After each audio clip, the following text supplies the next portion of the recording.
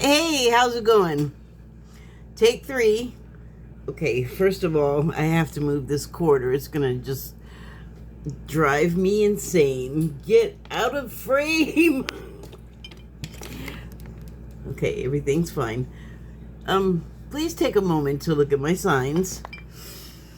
So, in the other two times I tried to do this, I was saying that I had not I was gonna do some cards and I hadn't laid any out yet, so I was shuffling and both times a bunch leaped out of my hand, and then when I paused the video to bend down and pick them up, and I had to pause the video because I don't have fingernails, it's taking me forever, and then when I tried to come back I hit the wrong button twice.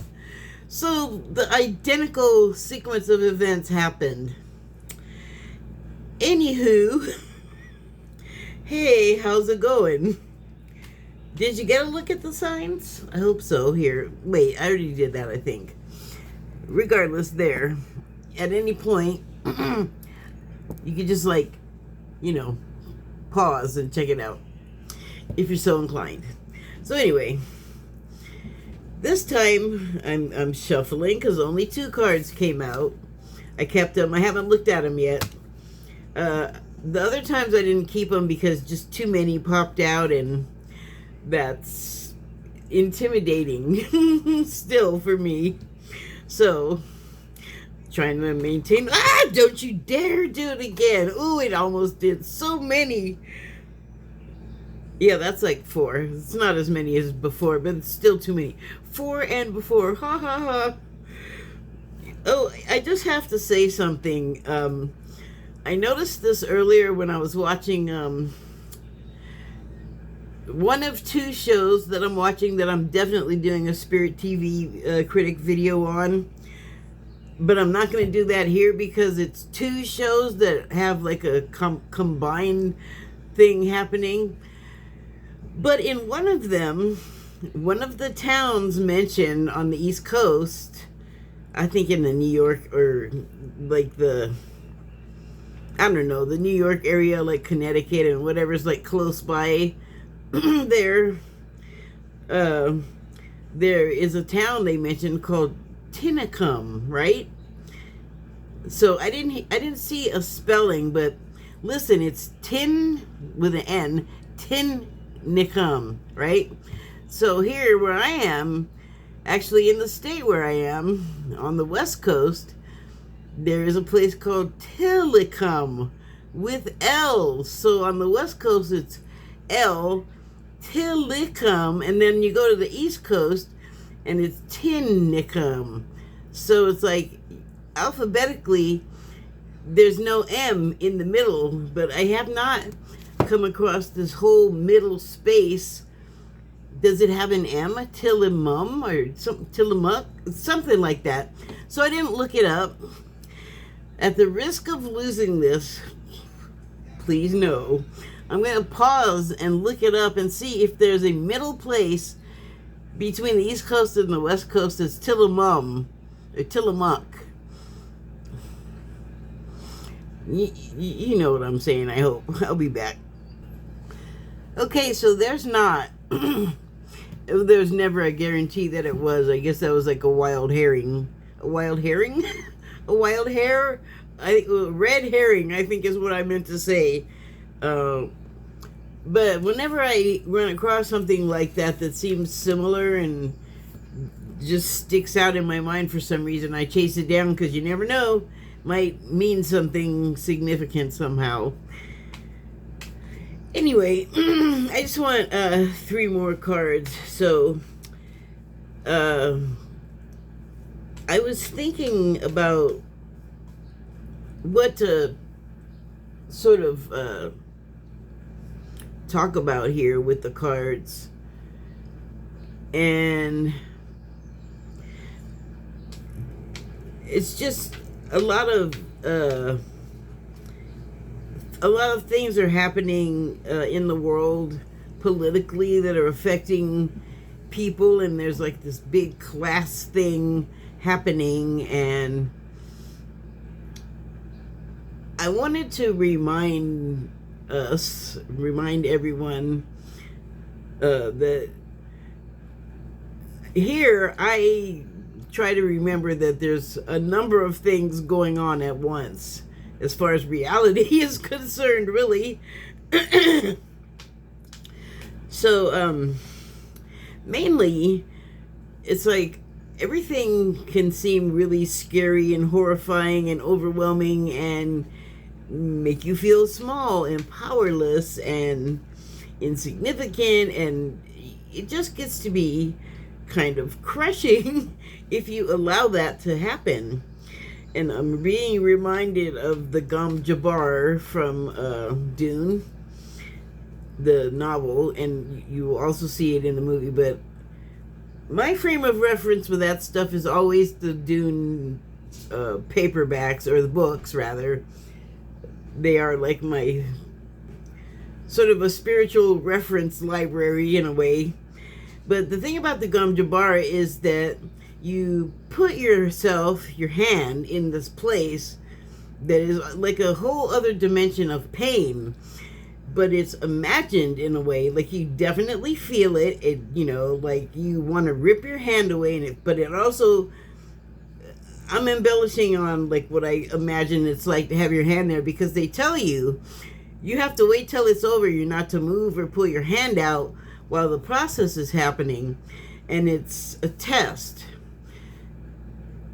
So I'm not going to go into that, but the thing that I feel like is, like, if you were to pull out your hand while the test is happening, the pain that you feel would sort of like barb you in there and actually hurt you. I don't know that that's the case at all. It doesn't say anything like that in any of the books, but the point is that you have put your hand in a spot where like all of this extreme feeling and like emotion, and then also like it's tensile. You can feel what is happening, and yet when the test is over, you pull out your hand and it's completely fine and normal. So it's like there's a whole other dimension in that box.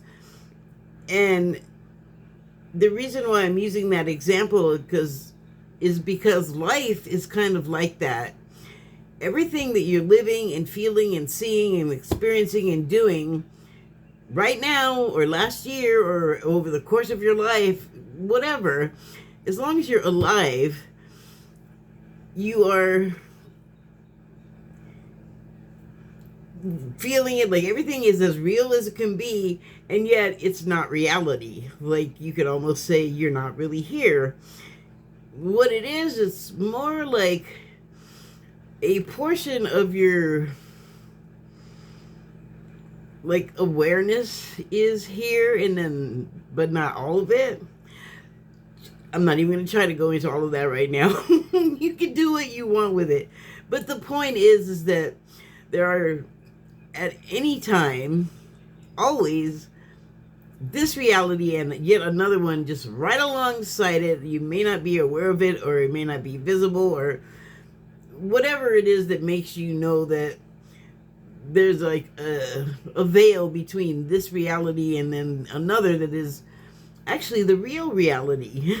Right? So I guess what I'm saying is what we are living here and now is like the inside of the Gom Jabbar, and the outside is like the real world. I know that's confusing because the way I laid it out, that's flipped, but it's just an analogy. Like I said, this reality is just a hair's breadth away from another that is actually the real reality. And in a way, that should be of some comfort, because it should allow you, oh darn it, the freedom to just take this world as it comes and almost live it like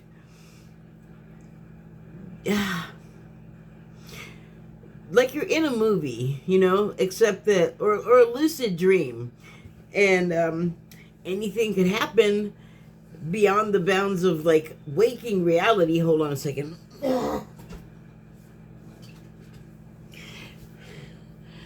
So, like, anything could happen beyond the bounds of waking reality, but it's the dream, you know? And that just made me think, like, oh, wow. You know, in the dream, you can explore things that you kind of are constrained from doing for a number of reasons in the waking reality. And it's like a chance to get a glimpse of what the desired reality would be like the one that you feel like you can't quite pull off. I just need one more card. Excuse me. In this here and now reality, which is it the waking one or not? I don't know. I mean, that all got kind of very confusing, and I'm the one that started it off in the first place. You're welcome. But the point is that I just want to remind you, as horrible as things may seem and as bad as they may feel,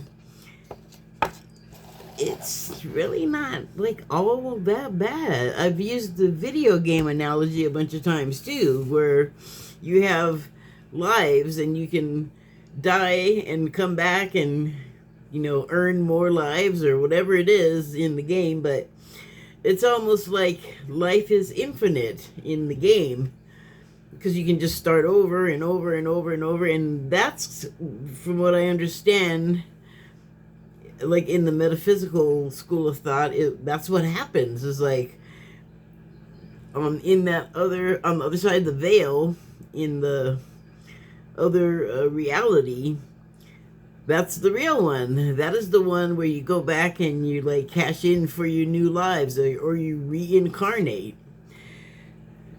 And the reason why knowing that makes me like, it just kind of makes it a little easier, because like no matter how horrible it is, even like up till death's doorstep, you know that like once it's over, you can just start over again.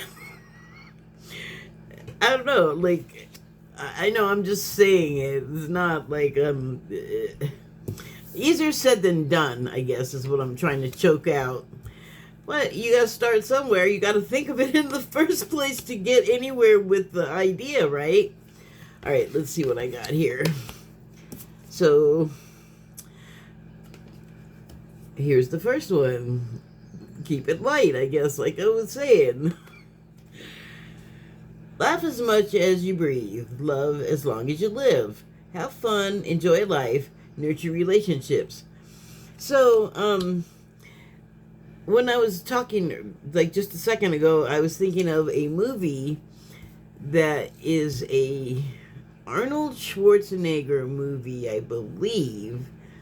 It's something about the last superhero and like the reality of someone watching the movie, like that wall between the screen, what's happening on the screen breaks, and like the person sitting in the theater audience watching, that just goes away. And that's kind of like what I was trying to get at earlier, but I didn't want to confuse what I was saying anymore. But it's like that in a way, like this life that we're living. And in that movie, or like a cartoon even, you can just all of a sudden do things that you feel like reality constrains you from doing. And I'm not going to say it can't be done. I think it doesn't get done because it requires a lot of effort and discipline and study to be able to sort of bend reality. But we do that. All of us do it sort of instinctively, involuntarily, because it's something we are all endowed with. But it, like, you know, any other practice, you have to sort of work at. You have to practice the practice. But that just says that it's a goal, you know. It might feel unreachable, but again, especially now when everything is sort of falling apart and feels unreal, I feel like now is the perfect time to shoot your shot and also like do something you have always felt like was impossible.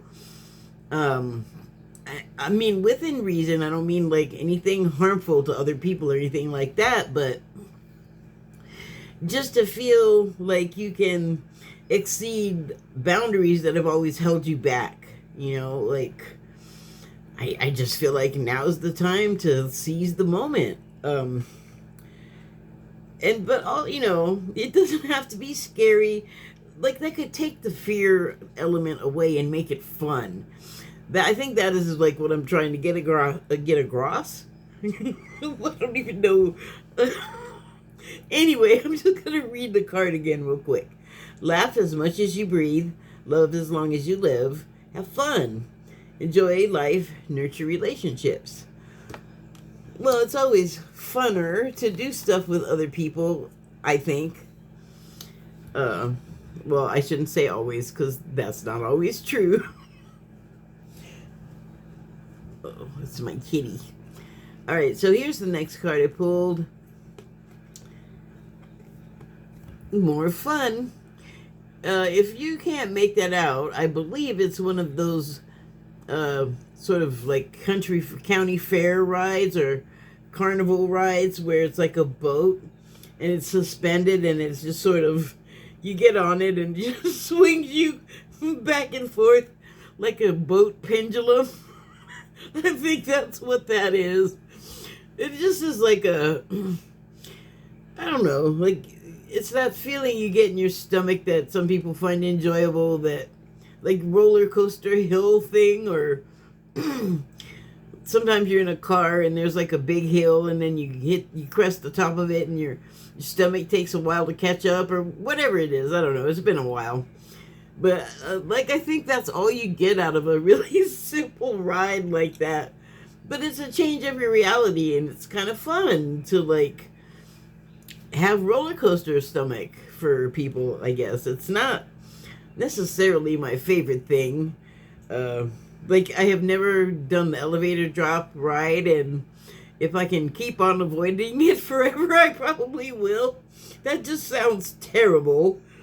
That feels like the feeling that I'm talking about, that roller coaster stomach, is like your stomach comes up. That feels like your stomach would be way up in your like upper chakras out of your body. Maybe I shouldn't resist that feeling, but my instinct is to clench on. My cat is asking to go out right now. Always when I'm trying to do something. Be right back. All right. You know, I would love it if he would just like hop up on the table and hang out with me, or sit in my lap, or just be nearby and hang out, but he's not that kind of guy. He's one of them high maintenance cats that needs a whole bunch of attention, and he does not like giving up his to the phone. Anyway, you don't need to know about my personal problems with my cat. So, anyway, before he interrupted me, but something like this, like going to like an amusement park and changing like drastically how your body feels.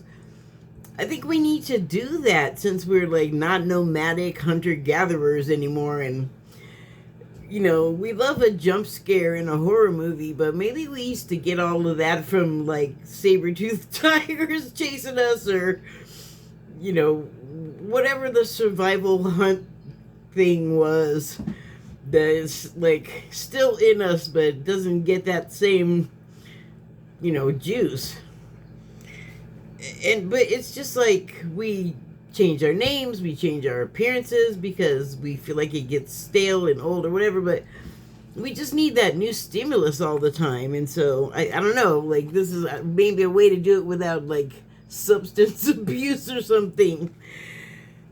So the card reads, life is a balance of holding on and letting go. Stay steady, go with the flow, do the right thing. Well, you gotta, as far as the last goes, to do the right thing, you really gotta follow your heart, I think. That's all I have to say, I guess, about that. But life is a balance of holding on and letting go. I think that goes back to what I was saying about just having to change your everything, even momentarily. And that's like a relief to let go because you're constantly clenching or having to hold your attention on a certain thing or like hold this reality into place, whatever that entails for you. And stay steady, go with the flow. That just seems like I hate to make it like a drudgery, but it just made me think of like going to your job every day or attending your classes or just following your routine and not like I mean it, following your routine and not like not so that it's like a rut that's unescapable, but it's just like it's kind of how you feel the day, I mean never mind, I'm gonna leave it at that because otherwise I'll meander off into an hour. Okay, I need to get moving. Okay, so here's the next card. I mean, talk about serious scrutinization is what I feel like is happening there. And it really reminds me of a bird eye, which can look angry, but a human is gonna most identify with most friendliness, I think, to another human, even though we know how scary we can be. I think we are really afraid of animals. Like, it blows me away that like a grown man over 6 foot can be afraid of a domestic house cat. And I know those could scare off bears. And I know they can mangle you and hurt you when they mean to, but you can also throw them across I mean, it's like there's a serious imbalance there. It doesn't even have to get to the shredding stage. And the cat don't need to be thrown. They can be discouraged. But you never know, like, what an outsized fear grew from. And I'm not just talking about the observer not knowing. The person afraid might have no clue why a little kitty scares the pants off of them. But anyway, this animal looking eye, if you look closely there, let me get it off the glare if I can.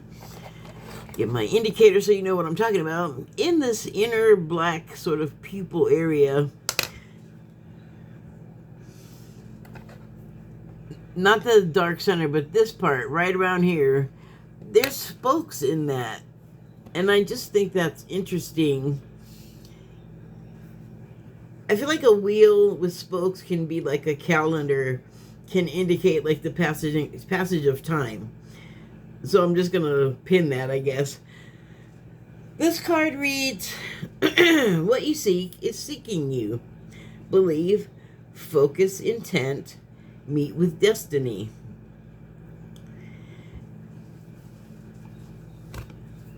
What this is saying to me with the animal eye is that we need to sort of revert to a more primal state and be more of a silent observer.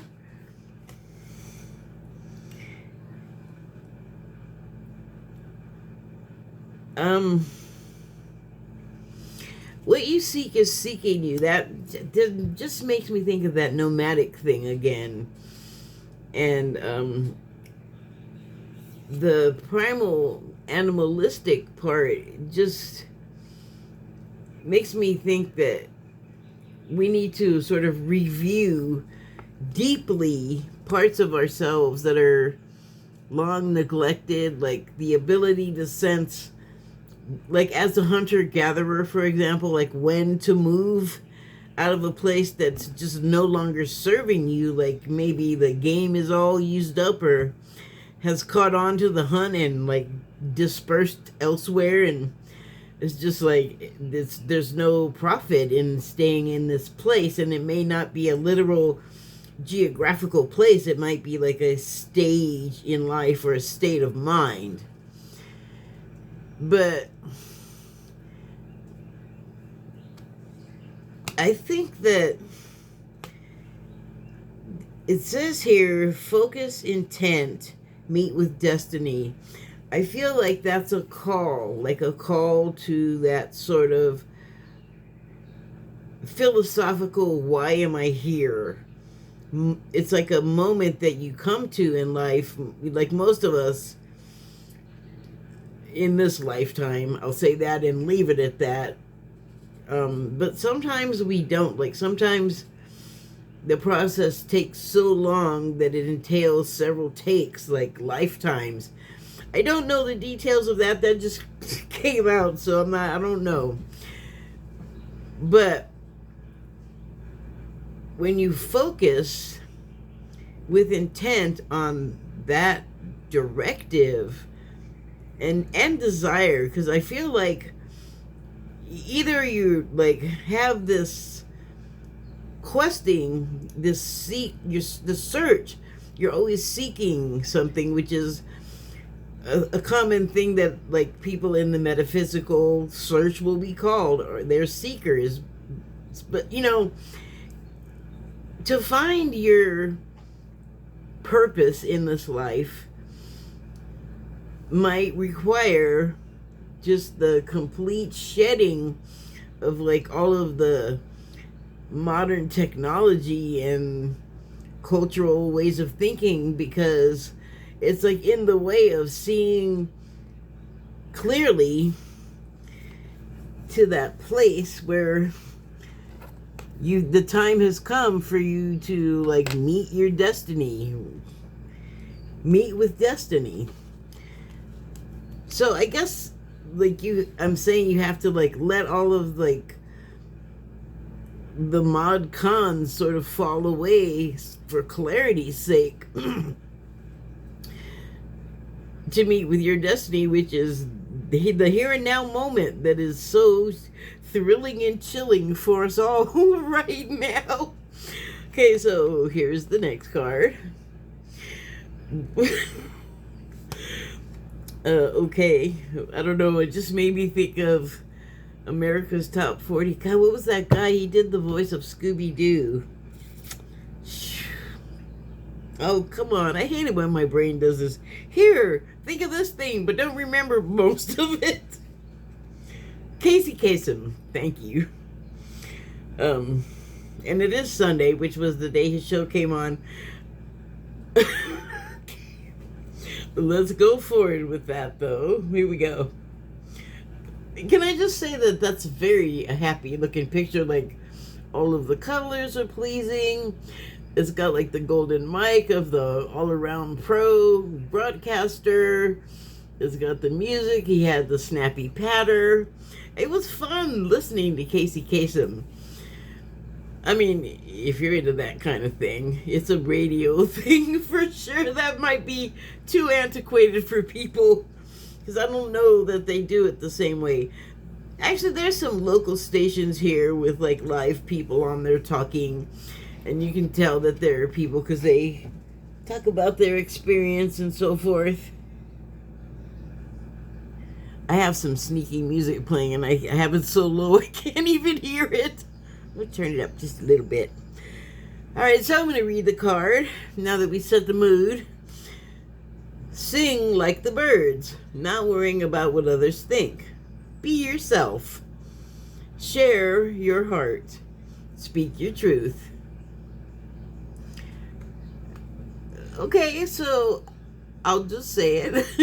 I did kind of just already bare my heart that I would have a fondness for a top 40 radio show, which is so like I think they still happen, but I don't know, when you reminisce, it's like your old thing is like the old thing. I acknowledge that. I do not refute the fact that I may well be doing that very thing. Excuse me. I'm old. We do that. So here's the last card I picked. And it's the happy dolphins. The happy pair of dolphins. Everything's more fun with a partner. Well, personally, I feel that way. And maybe not everything. That's a little broader than the reality, because some things I don't like to do with other people. I don't care who the partner is. Life has taught me that sometimes you're just better off doing certain things solo. Anyway, that might be trying to edge into too much information, so let me read what the card says about these leaping happy dolphins. Be with those who help your being. Like attracts like. Choose friends carefully. Well, that is sound advice. The thing is, in this scary, thrilling time, we do all need friends. In fact, we need to, reinvigorate our ability to be friendly and make friends and to, forgive things as if we were children when disagreements would come up. Kids definitely have arguments and even outright fights, physical fights, but generally they get right over it and go back to playing, and go back to being kids. We could learn from that, or we could remember that, I think, because, well, we're so busy, a lot of us, attacking each other and putting each other down for stuff that we start doing it because we've taken on a side, and it's like the people that are fighting against each other have been set upon each other. It's like, if it wasn't for these influences above and outside of us that always got to be controlling things and selling things and advertising things and influencing things and dramatizing things and adaptationizing things, and everything is commercialized. Like, even the current events, everything turns into a TV movie or a limited series. We love telling stories about ourselves. And what we do is we play off of each other all the time. Right now, the current play in the United States and in the world is like the mass sort of lower complement of humanity is ruled and pushed around and hated on and treated like disposable units by a very much smaller class. And the thing that makes them be able to do that is stupid money and ownership of material stuff, which actually nothing on this earth is something anybody else can own. That's a construct, just like the money we made to play with the game that we created. Which, a game, you think, well, that's going to be fun. That's going to be happy. Well, here's the thing. In this sort of two things happening at once landscape, dimensionscape, this is fun. We came here on purpose. Everybody, I guess not everyone. I'm sort of unclear about that. Somehow people are here that didn't intend to be here or something. I'm not sure. Or maybe they're just not switched on and awake and aware or headed toward awareness. Are they even aware that there's something that they should be eagle-eyeing out there? There's something like that, where there's some complement of us that are just not on it about the whole metaphysical shift. Stuff is happening, and I know that you develop and you grow into being able to perceive and see stuff. This is true across so many boards, but especially for this particular area of spiritual knowledge and awareness. I guess there's some of us that are just we have no, I don't know what you're talking about. And I guess I have seen that. But yeah, I mean, we come here to help people process past life attachments or lessons that, like I said earlier, sometimes you don't get it done in the lifetime you're in right now. You have to like come back a number of times because there's so many avenues that need completion or that need to be addressed that you just don't get it. You don't have time in one life, I guess. I mean that's anyway, I should probably read what's on here. Oh, I guess I did. No, I didn't. No, I did. Oh, that reminds me, speaking of confusion, and I don't know if this is a sign of dementia. God, I hope not, but a couple of videos I was trying to talk about the Selma or the Montgomery bus strike, and I was confusing it with when Martin Luther King was in the jail and wrote the letter, which, search that if you don't know what I'm talking about. But I remember even at the time going, wait, Selma, I don't think that's right. Like, I knew I was confused. So maybe there's hope for me. Maybe I should start doing more crossword puzzles. But anyway, now I can't remember what I was talking about this time. Oh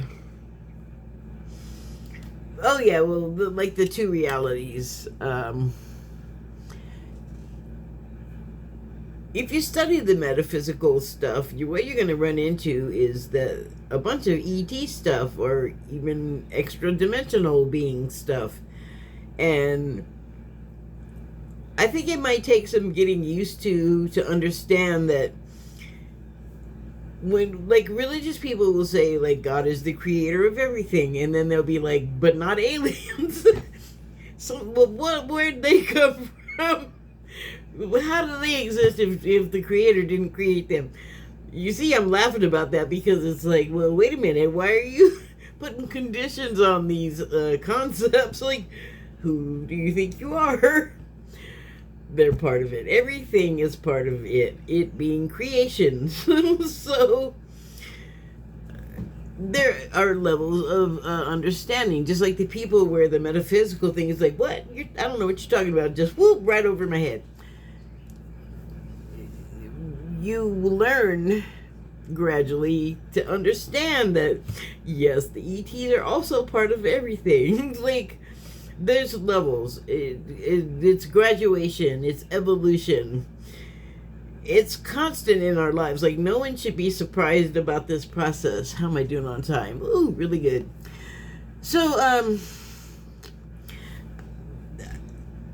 to make a cohesive point here, no matter what's going on right now, make the best of it, because it really isn't the end of the world. The end of the world is not the end of the world, because if you perish and everything else along with it, you have an afterlife. Many, if you so choose.